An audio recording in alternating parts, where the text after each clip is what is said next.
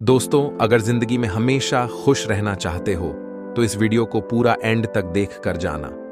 दोस्तों, आपकी कामयाबी आपके घर में सुख शांति लाती है। आपका हमेशा मुस्कुराना, हमेशा खुश रहना और स्वस्थ रहना जीवन की बेहतरीन खुशियां देता है और आपको इस दुनिया का सबसे सुखी इंसान भी बनाता है। आज की जो कहानी मैं आपको सुनाने जा रहा हूं, इस कहानी में सारी दुनिया का ज्ञान समाहित है और सभी मुसीबतों का समाधान भी है। इसलिए इस कहानी को आप अंत तक जरूर देखिएगा। बहुत समय पहले की बात है। एक छोटा सा नगर था। उस नगर में एक बहुत ही धनी सेठ रहा करता था। उस धनवान सेठ के पास कहने को सब कुछ था, किसी चीज की कोई कमी नहीं थी। उस धनवान सेठ ने अपने जीवन में बहुत बड़े बड़े मुकाम हासिल किए थे। उसने अपने जीवन में कई सफलताएं प्राप्त की थीं। वह जिस नगर में भी व्यापार करने जाता, वहां पर भी उसे सफलता मिलना निश्चित था। वह अपने जीवन में कभी भी हारा नहीं था। उसका व्यापार भी खूब जोरों शोरों से चल रहा था। उसके पिताजी ने उसे ऐसी 4 बातें बता रखी थीं जिसका वह नियमित पालन किया करता था और उन्हीं बातों का अनुसरण किया करता था, और उन्हीं बातों की वजह से उसका जीवन बड़ा ही सुखमय था। वह जीवन के हर क्षेत्र में सफलता ऐसे ही काफी समय बीत गया और अब वह धनवान सेठ काफी बूढ़ा हो चुका था। अब उसे लगने लगा था कि मेरी मृत्यु बहुत नजदीक, मेरी मृत्यु कभी भी हो सकती है। और वह जानता था कि उसका बेटा बहुत भोला है, बहुत नादान है, उसे अभी दुनियादारी की समझ नहीं है। इसलिए उसने अपने बेटे को अपने पास बुलाया और अपने बेटे से कहा, बेटा, मैंने अपने पिताजी से 4 बातें सीखी थीं और उन्हीं बातों को मैंने अपने जीवन में उतारा। उन्हीं के अनुसरण की वजह से आज मैं अपने जीवन में इतना सफल हूं, अपना जीवन सुखमय पूर्वक बिता रहा हूं। उन्हीं बातों की वजह से आज मैं इतना सुखी और संतुष्ट और इतना धनवान हूं।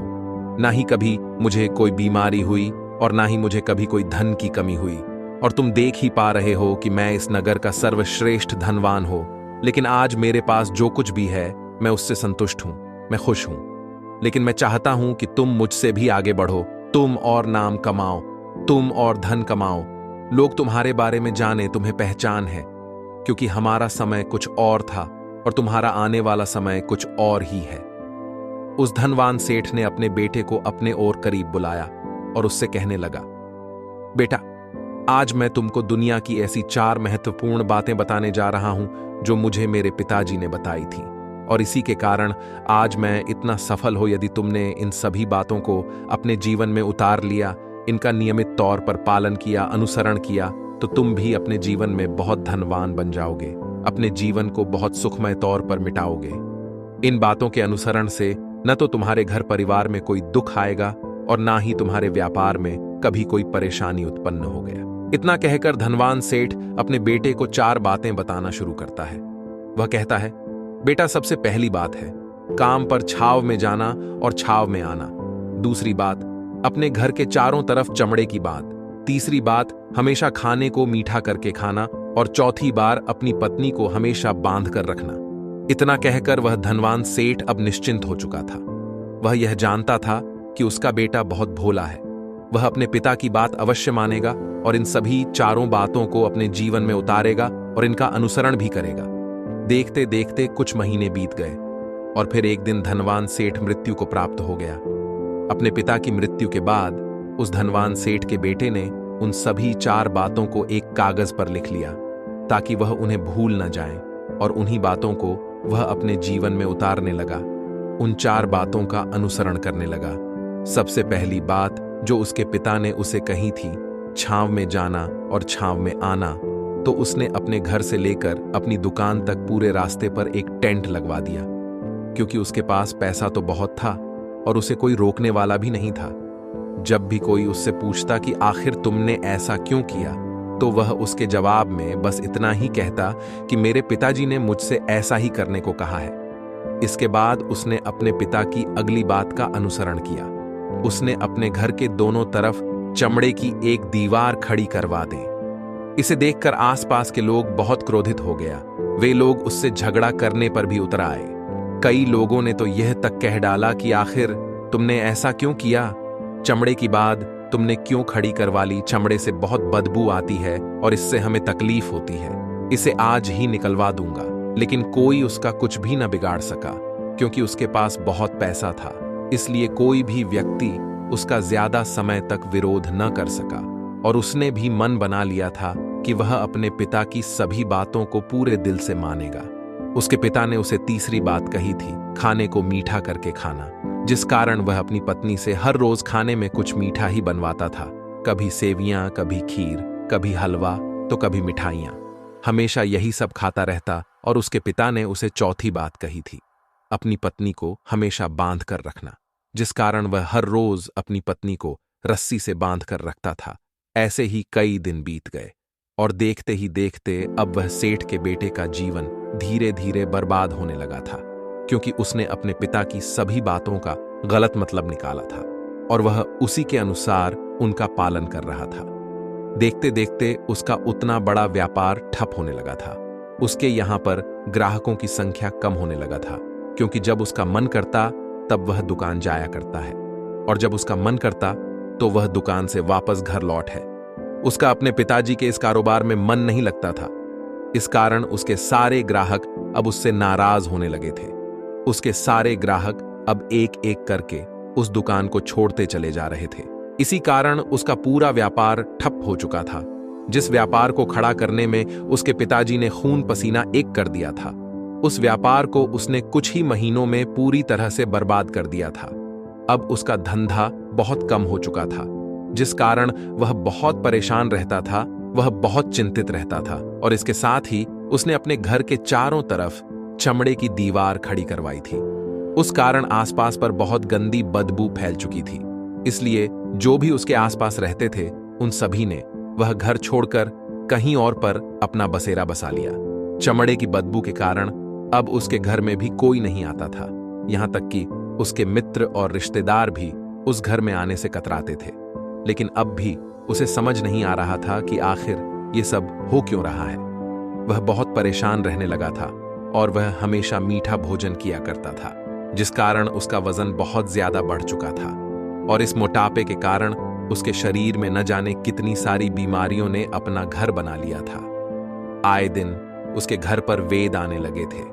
इन्हीं कारणों से अब उसका पैसा भी इन चीजों में बर्बाद होने लगा था और अपने पिता की चौथी बात उसने मानी थी। वह थी, अपनी पत्नी को बांध कर रखता है, जिसकी वजह से उसकी पत्नी उससे नाराज हो गए और वह घर छोड़कर अपने मायके लौट गया। उसने अपनी पत्नी को मनाने की कोशिश की, तरह तरह के उपाय किए, लेकिन उसकी पत्नी नहीं मानी। और वैसे भी कोई भी स्त्री ऐसे मर्द के साथ क्यों रहना चाहेगी जो उसे बेवजह ही बेबात पर बांध कर रखता हो। देखते देखते अब वह सेठ के बेटे का पूरा जीवन बर्बाद हो चुका था। न तो अब उसके पास व्यापार बचा था, नहीं धन, नहीं उसकी पत्नी और न ही वह रिश्तेदार जो पैसों के लिए उसके आसपास घूमा करते थे। और तो और अब उसका स्वास्थ्य भी ठीक नहीं रहता था, जिस कारण वह बहुत चिंतित रहने लगा था, बहुत परेशान रहे लगा था। उसे यह सब समझ ही नहीं आ रहा था, क्या हो रहा है और क्यों हो रहा है। इन सभी बातों को लेकर तो बहुत परेशान रहता और वह मन ही मन अपने पिताजी को कोसा करता, कहता, पिताजी आपने तो मेरा पूरा जीवन बर्बाद कर दिया। आपकी उन 4 बातों के कारण आज मुझसे मेरा सब कुछ छिन चुका है। न तो मेरे पास व्यापार रहा, नहीं धन दौलत, नहीं वह रिश्तेदार, नहीं मेरी पत्नी, और यहां तक कि मेरे स्वास्थ्य ने भी मेरा साथ छोड़ दिया है। आप ही के कारण आज मेरा पूरा जीवन बर्बाद हो चुका है। यदि मैंने आपकी वह 4 बातें ना मानी होती, यदि मैंने उन्हें अपने जीवन में उतारा होता, तो आज मैं एक सुखमय जीवन जी रहा होता है। आपकी इन 4 बातों पर चलकर मुझे क्या मिला? मैंने एक आज्ञाकारी बेटे की तरह आपकी सारी बातें भली भांति मालूम, उन पर यकीन किया, उनका अनुसरण किया, लेकिन मैं ही मूठ था जो मैंने आपकी उन बातों पर आंख बंद करके यकीन कर लिया। इतना कहकर वह फूट फूट कर रोने लगा। तभी उसे एक दिन पता चला कि उसके पास के नगर में एक साधु आए हुए हैं और वह साधु सभी की समस्याओं का हल बताते हैं। चाहे कैसी भी समस्या हो, वह उसका निवारण अवश्य करते हैं। यह सुनकर उसने सोचा कि चलो एक बार मिलकर देखता हूं, हो सकता है कि मेरी भी समस्या का समाधान मुझे मिल जाए। इस आशा के साथ वह उन साधु के पास पहुंचा। वहां पहुंचकर सीधा उनके चरणों में जा गिरा और जोर जोर से रोने लगा। कहने लगा, हे गुरुवर, अब आप ही मुझे बचा सकते हैं। मेरे पिताजी ने तो मेरा पूरा जीवन बर्बाद करके रख दिया। आज मेरी जो भी स्थिति है वह सब मेरे पिताजी के कारण ही है। मेरे पिताजी ने मुझे जैसा कहा मैंने वैसा ही किया। हमेशा एक अच्छे बेटे की तरह उनकी सारी बातें माँ ने अपने सारे फर्ज निभाए। और देखिए मेरे पिताजी ने मेरे साथ क्या किया। मरते मरते भी वह मुझे गलत बात सिखा गए और उसका खामियाजा मुझे आज भुगतना पड़ रहा है, क्योंकि मैंने उनकी सभी बातों को अपने जीवन में उतारा, उनका अनुसरण किया। और देखिए आज मेरे साथ क्या हो गया। मेरा तो पूरा जीवन ही बर्बाद हो गया। मैं अब तक यह नहीं समझ पाया कि मेरे पिताजी ने मेरे साथ ऐसा क्यों किया। क्या मैंने उनके साथ कुछ गलत किया था? इतना कहकर साधु के सामने और भी जोर जोर से रोने लगा। वह साधु महाराज उस सेठ के बेटे से कहते हैं, बेटा चुप हो जाओ, पहले मुझे अपनी सारी बात तो बताओ, आखिर तुम्हारे साथ क्या हुआ है? तुम इस तरह से क्यों रो रहे हो? तुम्हारी इस परेशानी का क्या कारण है? उन साधुओं के इतना कहने पर उस सेठ के बेटे ने पर्ची उन साधुओं के हाथ में रख दी जो उसने अपने पिता की मृत्यु के बाद लिख रखी थी, जिसमें उसने अपने पिता की चारों बातें लिखी था। उन साधुओं ने पर्ची ली और उसे पढ़ने लगे, और उन्होंने जैसे ही वह पढ़ा वह जोर जोर से हंसने लगे। और वह उस सेठ के बेटे से कहते हैं, तुम कितने बड़े मूर्ख हो। तुम्हारे पिता ने तो तुम्हें दुनिया का सारा ज्ञान दे दिया, लेकिन तुम उसे समझ नहीं पाए, तुम उसका सही तरह से पालन नहीं कर पाए, और कहते हो कि मेरे पिता ने तुम्हें गलत राह दिखाई है, तुमने गलत संदेश दिया है। तुम्हारे पिताजी तो तुम्हारी परीक्षा ले रहे थे कि तुम उनकी बातों को समझ पाते हो या नहीं, तुम उनकी बातों का सही मतलब निकाल पाते हो या नहीं। यदि वह चाहते तो इसका मतलब तुम्हें अच्छी तरह से बता सकते थे, लेकिन वह चाहते थे कि तुम इन बातों का मतलब खुद से जानो, खुद से समझो कि इन बातों का क्या अर्थ है। लेकिन अब तो ऐसा प्रतीत होता है कि मानो तुम्हारी बुद्धि बिल्कुल भ्रष्ट हो चुकी है। तुमसे बड़ा मूर्ख मैंने आज तक नहीं देखा। जिसके पास दुनिया का इतना बड़ा ज्ञान हो वह भला इतनी बड़ी मूर्खता कैसे कर सकता है? तुम्हारे पास कोई ज्ञान नहीं है, तुमने कोई भी ज्ञान अर्जित ही नहीं किया। अगर तुम इन बातों का सही मतलब समझ चुके होते तो तुम भी अपने जीवन में अपने पिता की तरह ही सफल होते, खुश होते, और तुम्हारा जीवन सुखमय तरह से बीत रहा होता। लेकिन तुम इतनी बड़ी मूर्ख हो कि तुमने अपने पिता की बातों का गलत मतलब निकाल लिया। उन बातों के मतलब के बारे में तुमने सोचा तक नहीं। उन्होंने जैसा कहा तुमने वैसा करना शुरू कर दिया। यदि तुम्हें उन बातों का अर्थ नहीं पता चल रहा था तो तुम किसी ज्ञानी से मिल सकते थे, तुम उससे उस बात का मतलब निकाल लेते हैं। लेकिन जैसा तुमने अपने पिता की इन बातों को समझा है, इसका मतलब वैसा नहीं है।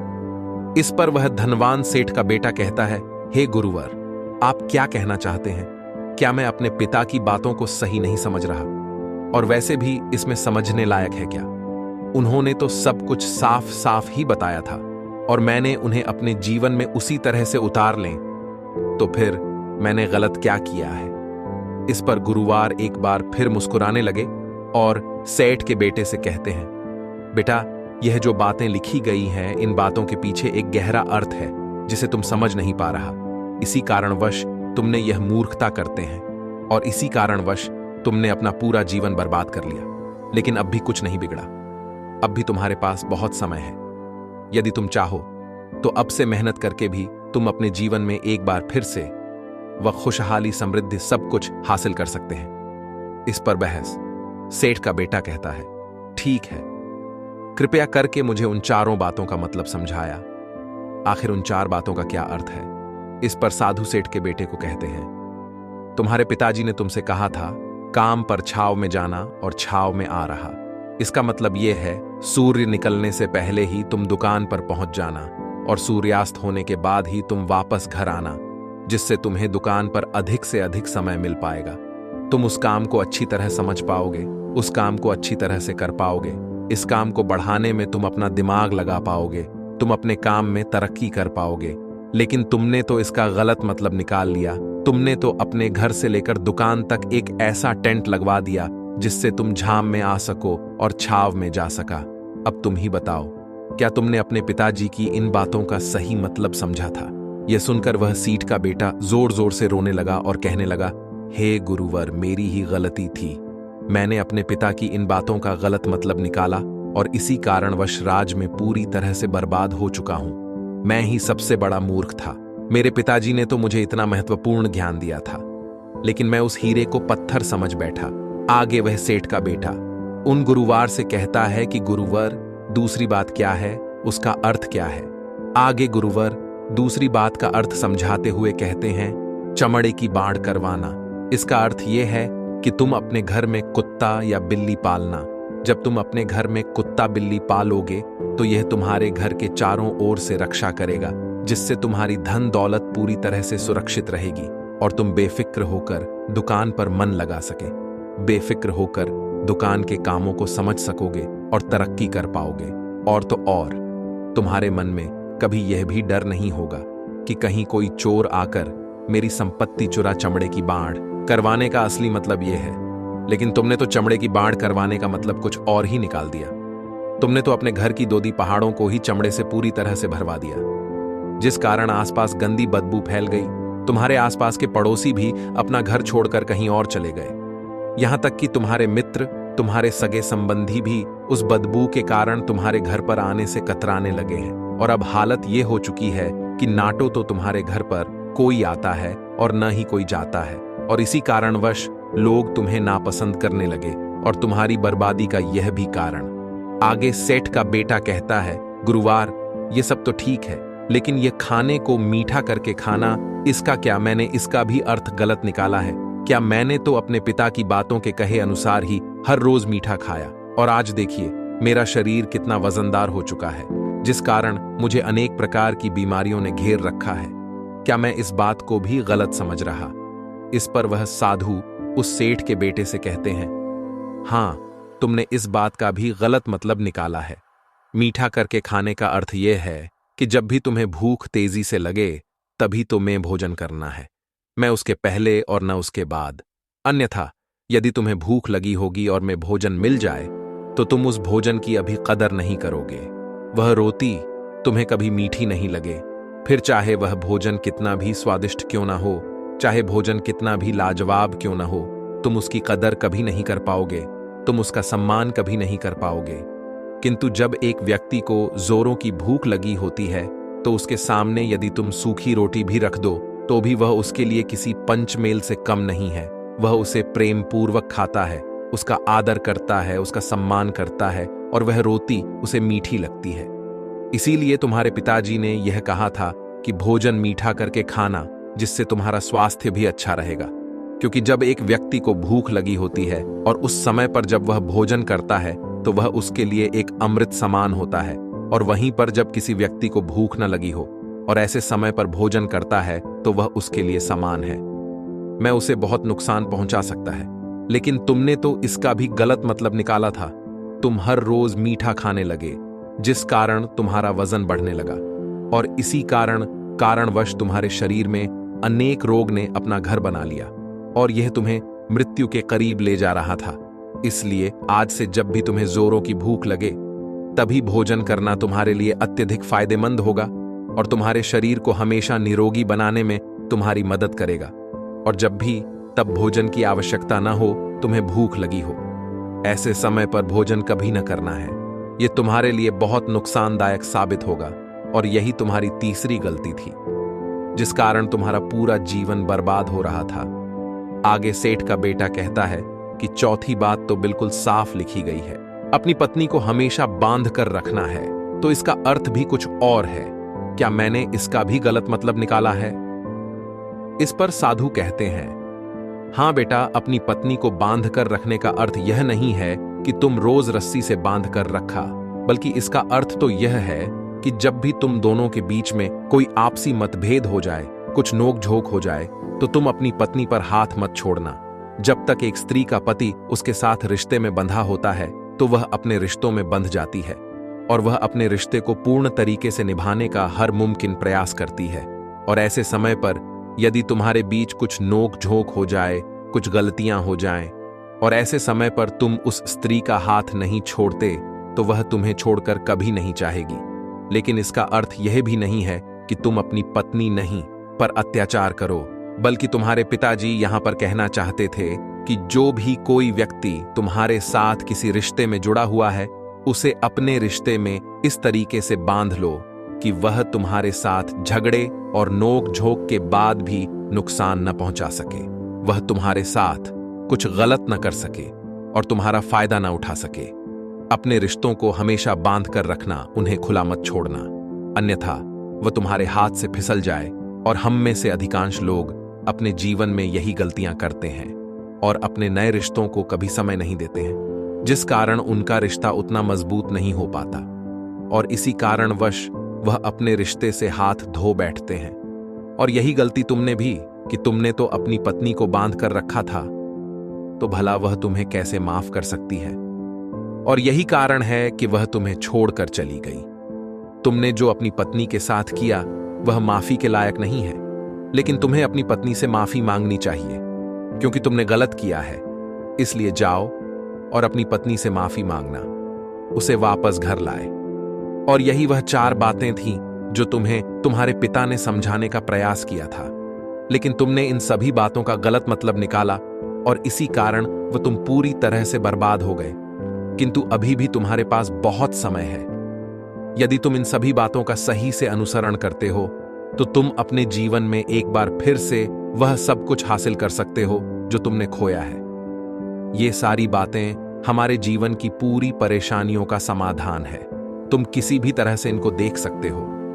यदि तुम कामयाब होना चाहते हो तो तुम्हें मेहनत करनी ही होगी। सूर्य निकलने से पहले तुम्हें अपने घर से निकलना होगा और हमेशा सूर्य ढलने के बाद ही तुम्हें घर वापस लौटना होगा, ताकि धन दौलत को कोई तुमसे छीन न ले। तुम्हें अपने रिश्तों को कुछ इस तरीके से बांधना होगा ताकि वह रिश्ते तुम्हें परेशान न करें, तुम्हें तकलीफ न पहुंचाएं, तुम्हारा फायदा ना उठाएं और हमेशा एक अच्छा और स्वस्थ भोजन करना है जब तुम्हें भूख लगी हो, ताकि तुम्हें जो भी साथ से मिली है तुम उसे खुशी खुशी जी को और अपने रिश्तों को हमेशा बांध कर रखना, उन्हें खुला मत छोड़ना, अन्यथा वह तुम्हारे हाथ से फिसल जाएंगे। और अपने घर में अवश्य ही कुत्ते या बिल्ली को जरूर पालना ताकि तुम्हारा धन हमेशा सुरक्षित रहे। इन सभी बातों का अपने जीवन में अनुसरण करने के बाद तुम अपने जीवन में सब कुछ एक बार फिर पा सकते हैं जो तुमने आज तक खोया है। और हो सकता है कि तुम इससे भी अधिक उन्नति कर पाओ, इससे भी अधिक समृद्धि पा सके, अपने जीवन को खुशहाल और सुखमय बना सके। इतना कहकर साधु शांत हो गए और सीठ का बेटा भी अपनी सभी गलतियों को समझ चुका था। उसने उन गुरु को प्रणाम किया और वापस अपने घर लौट गया। उसने उन सभी 4 बातों को अपने जीवन में उतारा है, उनका सही सही अनुसरण किया। उसके बाद से उसके जीवन में सकारात्मक प्रभाव दिखने लगेगा। वह एक बार फिर से अपने व्यापार को खड़ा करने में सफल रहा। वह एक बार फिर से अपनी पत्नी को घर लाने में सफल रहा और देखते ही देखते उसका जीवन सुखमय और आनंदमय हो गया था। मुझे उम्मीद है कि आपको यह कहानी पसंद आई होगी और आपने इससे कुछ सीखा होगा। और दोस्तों, ऐसी कहानी देखने के लिए हमारे चैनल को तुरंत सब्सक्राइब करें।